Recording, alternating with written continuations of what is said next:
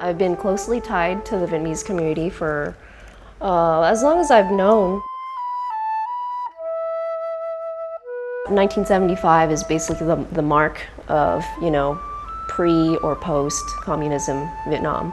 So my dad left in 1975. I think my mom left a couple years later, and it was because of the Vietnam War that they left. So they were refugees. Other than piano, music was always in the house. We were singing all the time. My mom was singing lullabies, my dad was singing, and my dad's a poet too, so he was doing poetry, and it was just a very artful house in that sense.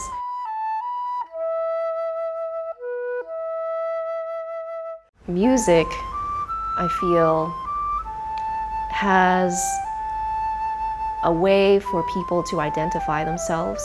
So, no matter what country you're from, the music that you have within you or the music that you've grown up with really expresses your identity.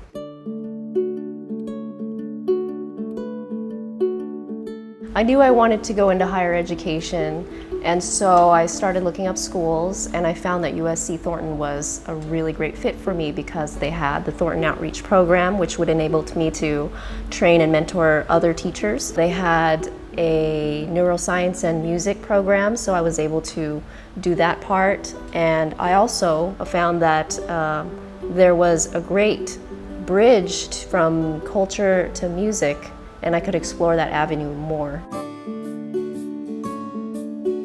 I love teaching young kids. Kindergarten's my favorite because everything is new. So just to see their eyes light up, like for them to do everything the first time is such a pleasure to me. So even if the songs are basic, I love doing that stuff. I probably have played or taught hot cross buns like thousands of times, I'm still not sick of it.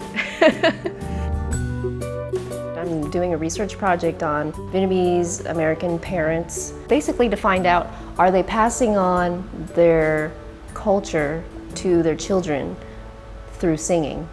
There's a huge population of Vietnamese people in France and Australia and Canada, so I'm hoping to be able to hop around to those countries at some point and try to find out what's going on over there. What are the communities like over there?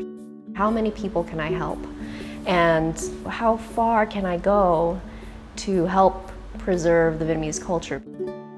Mostly I just want to be able to help people. And since I'm best at music, that's the avenue through which I could help people. My parents don't show it or talk about it all the time because that's just the way our household is. But I think that growing up in such a positive household environment has made me realize in my adult years, why am I a good person today? And why am I successful so far as teaching and things like that? And it's because of my upbringing, with my parents. I think that's why it led me to where I am today. It's kind of a way to expand on what I realize is a good thing.